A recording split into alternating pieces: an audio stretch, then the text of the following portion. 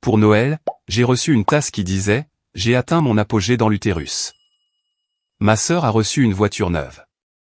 Je les ai remerciés avec un sourire. Puis j'ai passé un seul coup de téléphone sur le chemin du retour. 3 jours plus tard, la voiture de ma sœur avait disparu, et mes parents étaient interrogés par la police. J'aurais aimé pouvoir dire que j'ai été surprise en l'ouvrant. J'aurais aimé pouvoir vous dire que la tasse m'a prise au dépourvu, que j'ai ri poliment et qu'ensuite j'ai cherché le vrai cadeau. Mais non, la seconde où j'ai décollé le papier cadeau et vu ces lettres massives, j'ai atteint mon apogée dans l'utérus, quelque chose dans mon estomac a fait un petit hochement de tête du genre, oui, ça correspond. Je l'ai tenu en l'air pour que tout le monde la voie. Comme si j'étais dans un jeu télévisé à petit budget appelé Devinez qui est toujours la risée de la famille. Ma maman a ricané. Mon papa a souri fièrement. Ma sœur, Kai, a penché la tête et a dit « Tu as toujours été dramatique ». Comme si cela expliquait quoi que ce soit. J'ai souri discrètement, pas le genre qui atteint les yeux, mais le genre qui est socialement acceptable sur les photos de famille et dans les situations d'otage. Puis Kai a ouvert son cadeau. Vous savez ce moment dans un film où la caméra fait un travelling ascendant, et il y a un quatuor à cordes, et tout passe au ralenti et devient étincelant? C'était ça, sauf qu'au lieu d'une demande en mariage romantique ou d'un soldat rentrant chez lui, c'était mes parents remettant à Kai un trousseau de clés de voiture attaché avec un ruban de satin rouge. Oh mon Dieu, a-t-elle haleté comme si elle ne le savait pas déjà. Comme si cela n'avait pas été répété, comme s'il n'avait pas déjà posté un avant-goût sur Facebook concernant de grandes surprises à venir. Elle s'est précipitée dehors dans ses petites bottes à talons, en piaillant, pas possible. Pas possible. Pas possible. Pas possible. Encore et encore, j'ai suivi, non pas parce que je voulais voir la voiture, je savais déjà que ce serait quelque chose d'absurdement peu pratique. Mais parce que je voulais m'assurer que je n'hallucinais pas. Et là, elle était, toute neuve. Elle avait encore les plaques de concessionnaire, élégantes, brillantes, argentées. Je pense que c'était une Audi, mais je ne peux pas en être sûr car j'ai momentanément perdu connaissance devant la pure absurdité de la situation. Elle a besoin de quelque chose de sûr pour les entretiens d'embauche, a dit maman, posant une main sur mon bras. Comme si je devais être fière. Comme si je devais être reconnaissante. Comme si cela avait un sens, n'est-ce pas? Parce que Kai, qui avait quitté 2 stages en 3 mois parce qu'ils étaient trop matinaux, était soudainement l'enfant modèle pour l'avancement de carrière. J'ai de nouveau baissé les yeux sur ma tasse, toujours dans ma main, toujours réelle. À l'intérieur, autour de rouler à la cannelle et de mimosa, que j'avais fait, d'ailleurs, tout le monde s'extasiait sur la voiture. Papa a dit quelque chose à propos d'investir dans l'avenir. Maman a plaisanté en disant que maintenant Kai pourrait enfin arrêter d'emprunter sa voiture et d'abîmer le pare-choc. Kai a un peu pleuré, leur a dit qu'ils étaient les meilleurs parents du monde. Je n'ai pas dit un mot, j'ai juste siroté mon café. La tasse avait le goût de l'ironie. Finalement, j'ai dit au revoir, j'ai serré tout le monde dans mes bras, j'ai souri comme un joueur d'équipe, et j'ai dit merci pour les merveilleuses fêtes. Pas de sarcasme, pas de scandale, juste le silence. Il neigeait quand je suis arrivé à ma voiture. Ma vraie voiture, celle que j'avais achetée d'occasion 6 ans auparavant, celle que j'ai remboursée en sautant les vacances et en cuisinant de tristes soupes de lentilles pendant la majeure partie de mes 20 ans. J'ai allumé le moteur, les laissé chauffer, et je suis resté assise là 1 minute, regardant la neige glisser sur le pare-brise en traînée lente et boueuse. Puis mon téléphone a vibré. Au début, j'ai cru que c'était juste Kai qui me taguait dans quelque chose de désagréable, mais non, c'était une alerte de ma banque. Alerte fraude, un débit de 23 648 $ a été effectué sur votre compte chez Elite Auto Center. J'ai fixé l'écran, puis la neige, puis de nouveau l'écran. Ce nom de concessionnaire. Je n'ai même pas eu besoin de le chercher sur Google. Je savais que c'était d'où venait la voiture de Kai. Je m'en suis souvenu grâce au cadre de la plaque d'immatriculation, Elite Auto Center, Audi argenté, 23 000 $. Ma bouche est devenue sèche. J'ai ouvert mon application bancaire et j'ai vérifié la carte. Pas ma principale, pas celle que j'utilise pour les courses ou l'essence. L'autre, la carte au cas où à laquelle j'avais donné accès à mes parents il y a des années pour les urgences. Pour la tranquillité d'esprit, a dit ma maman, parce que et si quelque chose arrivait et qu'ils avaient besoin d'aide. Apparemment, le fait que Kai ait besoin d'avoir l'air professionnel lors d'entretiens dans des bars à jus hors de prix était considéré comme une urgence. Mon cœur n'a même pas battu la chamade. C'était la partie étrange. Je n'ai pas crié ou pleuré ou fait demi-tour et me suis précipité dans leur salon. Je suis juste resté assise là et j'ai fixé le nombre. 23 000 $ pour une voiture achetée avec ma carte, et ils m'ont donné une tasse. Je suis rentré chez moi en silence, la neige transformant le monde en un flou doux et estompé. Quelque part entre le 7e et le 12e mile, je me suis arrêté à une station-service, j'ai coupé le moteur, et je les ai bloqués de mon compte bancaire. J'ai bloqué la carte, me suis déconnecté de chaque portail de paiement conjoint, et j'ai annulé le virement mensuel programmé que je leur envoyais depuis 2 ans et demi pour aider avec l'hypothèque. Ils ne m'avaient jamais demandé de le payer, techniquement. Ils ont juste dit que les choses étaient difficiles après l'opération de papa. J'ai proposé. Ils ont accepté, comme ils le font toujours. Je ne me suis pas donné la peine de les appeler. Que devais-je dire? Salut, je me demandais juste pourquoi vous avez commis une fraude par carte de crédit et ensuite donné un véhicule à ma sœur et une blague à moi. Non. Qu'il le découvre quand le concessionnaire appellera. Qu'il soit confus quand le prochain paiement hypothécaire sera rejeté. Qu'il se demande. J'ai ouvert mes messages et j'ai composé un numéro, pas maman, pas papa, pas Kai. Service de fraude. Bonjour, dis-je quand quelqu'un a répondu, je dois signaler un débit non autorisé. Je n'ai même pas réalisé que je tenais toujours la tasse jusqu'à ce qu'elle glisse de mes genoux et tombe sur le plancher de la voiture. Elle ne s'est pas cassée. Bien sûr que non. Les choses comme ça ne se cassent jamais quand elles sont censées le faire. Le lendemain matin, je me suis réveillé avant le soleil, même si j'avais à peine dormi. La tasse était toujours là, posée sur le comptoir comme si elle voulait être reconnue. Je ne l'ai pas touchée, je suis juste resté là un moment, regardant la neige tomber de côté devant ma fenêtre et me demandant combien de fois il faut être trahi avant que ça cesse enfin de faire mal. J'ai rouvert mon application bancaire, comme si tout cela n'avait été qu'un bug comptable. Mais non, 23 648 $ Delete Auto Center. Clair comme le jour.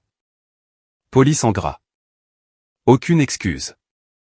J'ai pris une gorgée de ma tasse verte ébréchée, celle que j'ai eue lors d'une collecte de fonds sur le campus à l'université. Elle est moche, difforme, et la poignée est fissurée, mais c'est la mienne. Je l'ai payée avec l'argent des pourboires d'un double service. Elle ne m'a rien volé. Je n'arrêtais pas de penser à toutes les fois où je les avais aidés, des choses discrètes, des choses qu'ils n'avaient jamais demandées directement, mais qu'ils attendaient toujours. Comme quand maman a laissé entendre que l'hypothèque devenait difficile après l'opération de papa. J'ai proposé d'aider. Elle a dit, seulement si ce n'est pas trop de problème, mais ils ne m'ont jamais dit d'arrêter une fois que c'est devenu une routine.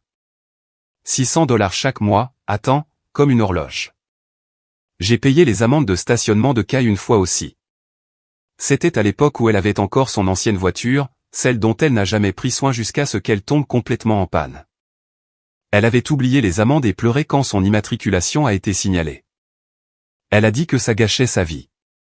Je les ai payés en ligne à 2 heures du matin. Et je n'ai même pas eu de remerciement. Juste une demande Venmo une semaine plus tard pour ongle avant entretien.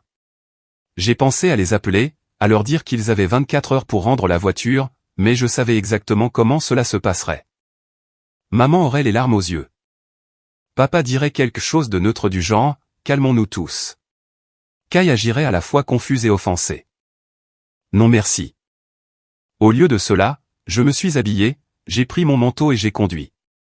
Leur maison avait la même apparence que d'habitude, revêtement beige, rêne en plastique à moitié illuminé sur la pelouse. Je me suis garé de l'autre côté de la rue et j'ai laissé le moteur refroidir avant de sortir.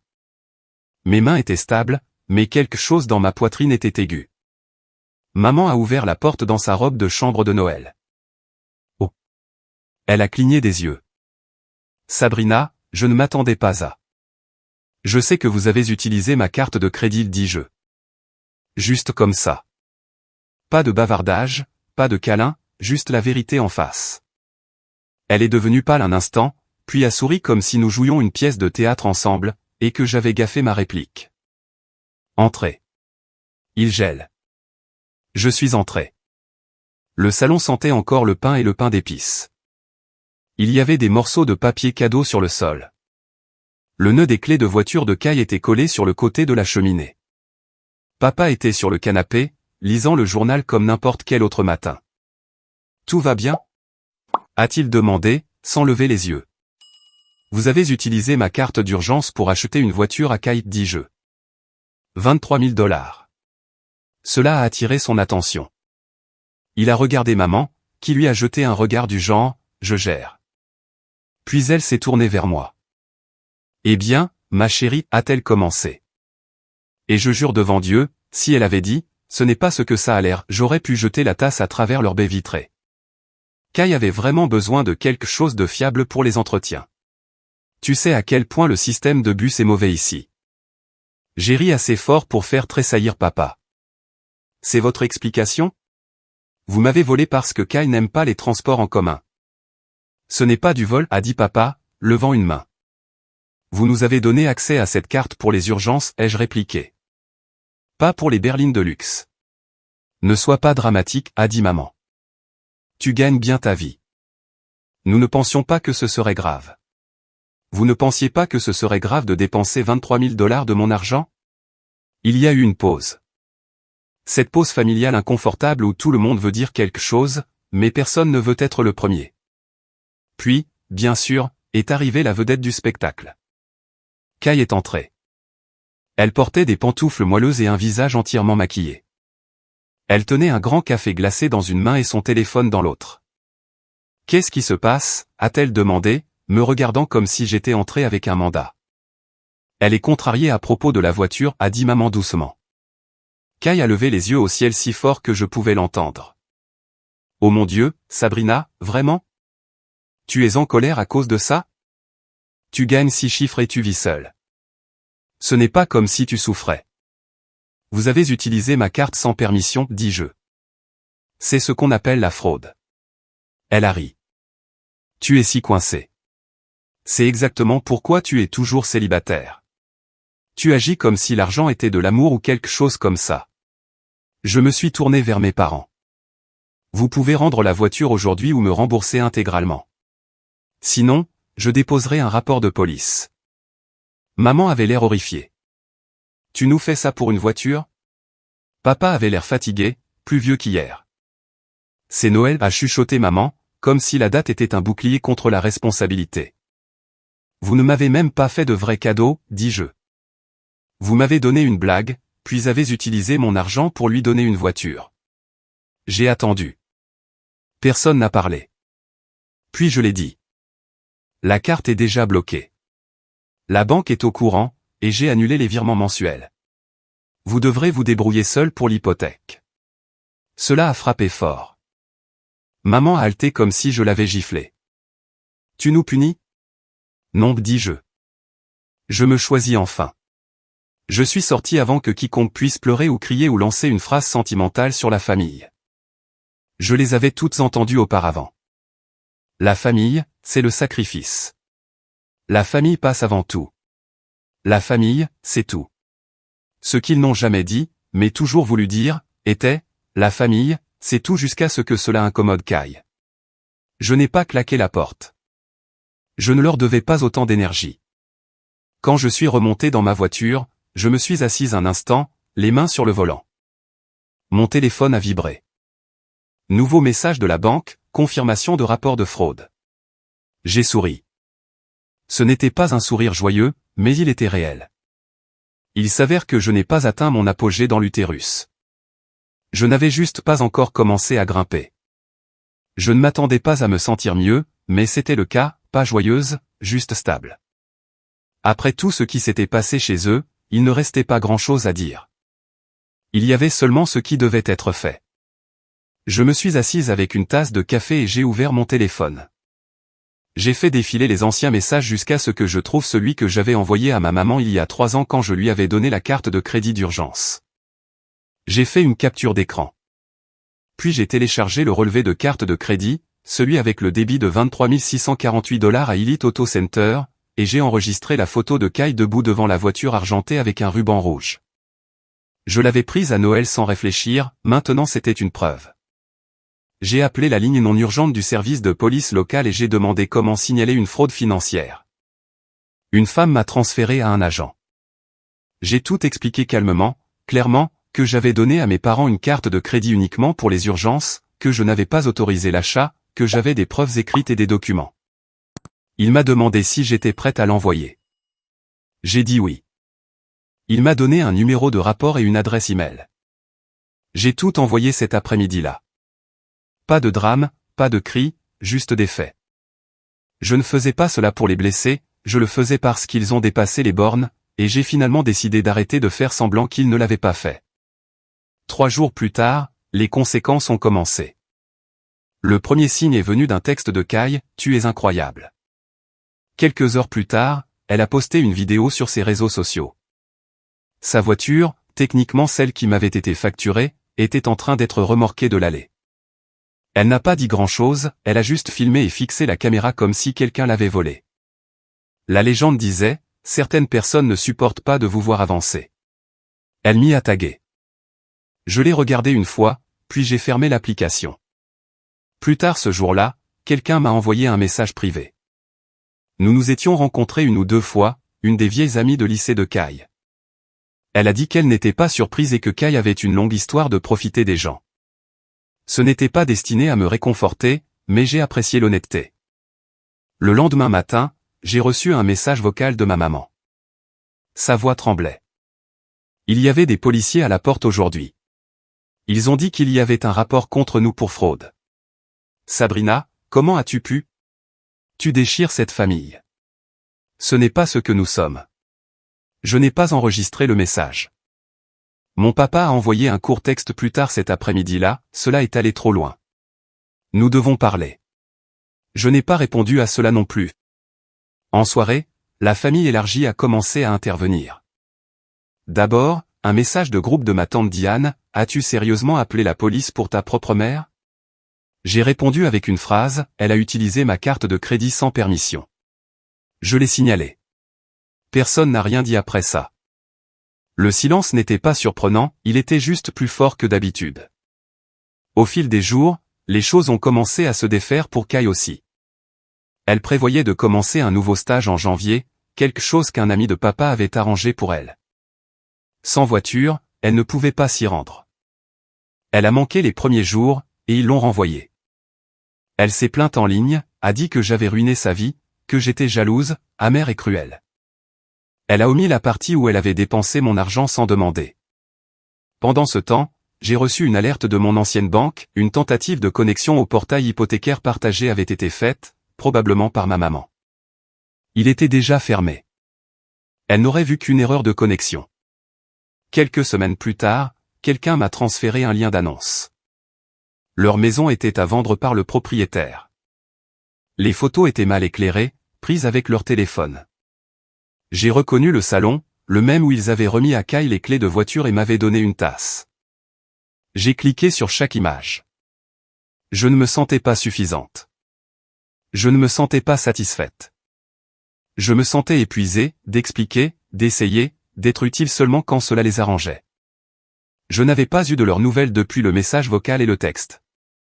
Pas d'excuses, pas d'explications, juste le silence. Quelques jours après le dépôt du rapport, le débit a été annulé. Le concessionnaire a retiré la voiture, et la société de cartes a remboursé le montant total discrètement, efficacement. Pas besoin d'excuses. Je me suis assise sur mon canapé cette nuit-là, café à la main, et j'ai ouvert mon application bancaire. Tout était en ordre. Rien ne manquait, rien n'avait été mal utilisé, tout était à moi à nouveau. J'ai repensé à Noël, à la façon dont ils avaient souri quand Kai avait piaillé devant la voiture. Comme ils avaient l'air fiers, comme s'ils avaient fait quelque chose de généreux, quelque chose d'aimant. Je me demande s'ils se sentaient encore fiers maintenant. La tasse était toujours dans la poubelle. Je ne m'étais pas donné la peine de la sortir. Je n'en avais plus besoin. Ils ont enfreint les règles, je l'ai juste officialisé. Pendant quelques semaines, tout est resté silencieux. Pas d'appel, pas de texto, pas de messages vocaux culpabilisants, juste le silence. Comme s'ils espéraient que j'oublierais tout ce qui s'était passé si suffisamment de temps s'écoulait. C'était le rythme depuis des années, après tout. Un petit feu, un gel silencieux, puis tout se remettait à zéro comme si rien n'avait jamais brûlé. Mais ce n'était pas l'une de ces fois. Finalement, le silence s'est fissuré. Cela a commencé par un texte de ma maman, pouvons-nous parler? Juste toi et moi. Comme des adultes. Je l'ai fixé un instant, débattant si je devais l'ignorer. Mais une partie de moi voulait la regarder dans les yeux. Je voulais entendre quelle excuse ils avaient finalement arrêté. Alors, j'ai accepté, 1 heure, terrain neutre, un lieu public.